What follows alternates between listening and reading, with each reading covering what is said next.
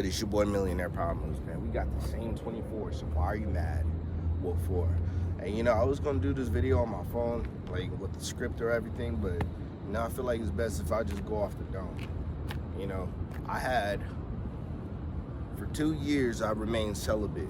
And the reason why I remained celibate is because this is while I was in Australia.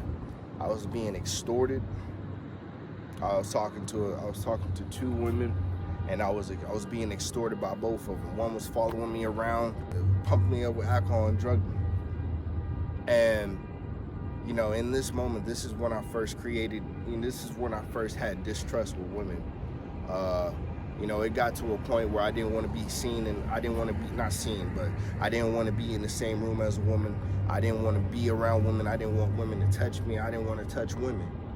You know, it was horrible. It's because it's like, I love women so much, yet I hate y'all. Like, that's literally how I felt.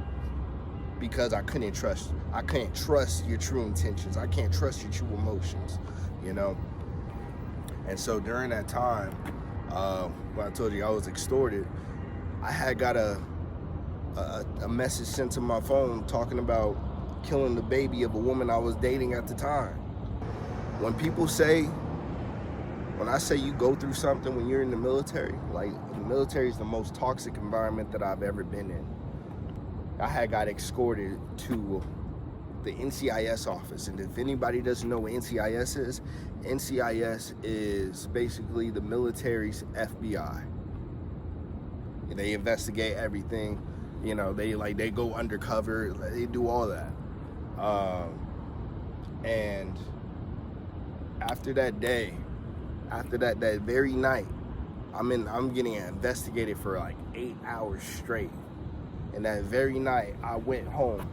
I went to my room, and I drank down a 5th of Jack Daniels. And this is where I had started connecting my emotions to a drug. And in return, that creates what's called an addiction. So, and after I drank that 5th Jack Daniels, I tried to commit suicide. I tried to commit suicide by police while I was on a military base in Australia. You know, and if it wasn't for God, and if it wasn't for that one guy, and if it wasn't for the guy that stopped me, I would not be here today. And you know, but you know, that feeling stuck with me. That's why when I was in the military, I went in, like, you go in one way and you're supposed to come out another. When I went in, I was at the skinniest I had ever been, 175. And then at the end, I was at a weight that I had never been at since high school. I had hit 190. And I was like, man, I'll never go past 190, because I couldn't go past 190, not at high school. So, and when I had left the military, I had went to 227 pounds at 5'8". Your boy had titties, your boy had a stomach, like, but your boy had everything. And, you know, it was horrible. I turned from it. You know, while all this was happening, I made a vow to be celibate. I started to get clarity. I started to get mental clarity. And you know, this is one of those reasons why I started to work out.